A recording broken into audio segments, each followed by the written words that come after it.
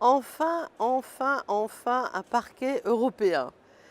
En effet, j'espère que nous allons être nombreux et majoritaires en tous les cas à donner notre accord à la proposition du Conseil d'adopter formellement le règlement sur le parquet européen. Pas une directive, un règlement, c'est-à-dire d'applicabilité directe dans le droit national des États membres. Bien sûr, il y aura un délai de mise en œuvre, mais pendant cette session d'octobre, enfin le parquet européen, dont l'idée a germé il y a une quarantaine d'années, sera enfin chargé de mener des enquêtes sur les auteurs d'infractions lorsque ces infractions portent atteinte aux intérêts financiers de l'Union, pourra engager des poursuites à leur encontre et les traduire en justice.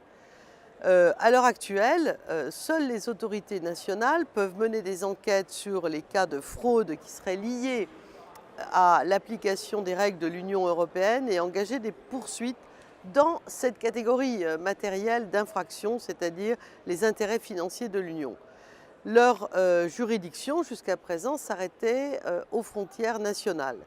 On a adopté plusieurs résolutions, on est un certain nombre à souhaiter que ça avance et pour ma part même qu'on avance plus loin, ça ne sera pas le cas cette semaine, mais qu'on avance plus loin pour réaliser un parquet qui soit compétent également pour les infractions transfrontalières de nature terroriste.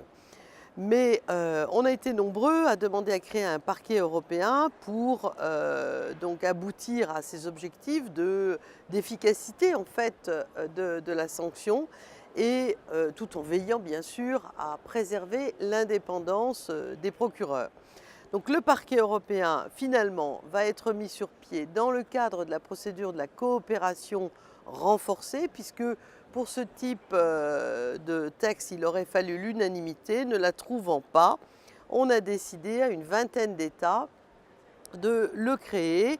Ces 20 États sont, je les énumère, l'Allemagne, l'Autriche, la Belgique, la Bulgarie, Chypre, la Croatie, l'Espagne, l'Estonie, la Grèce, l'Italie, la Finlande, la France, la Lettonie, la Lituanie, le Luxembourg, le Portugal, la République tchèque, la Roumanie, la Slovénie et la Slovaquie.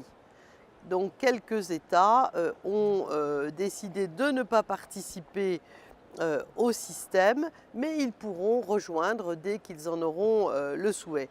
Le bureau central du parquet européen aura son siège à Luxembourg, à côté de la Cour de justice de l'Union européenne, et les États membres désigneront, les 20 États membres désigneront au moins un procureur délégué par pays.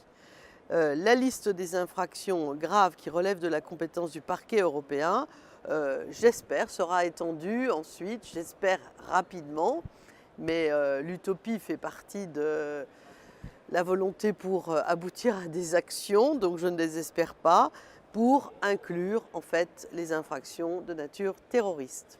Un grand pas franchi, mais un pas qui a mis un certain temps à se réaliser, mais il n'est jamais trop tard.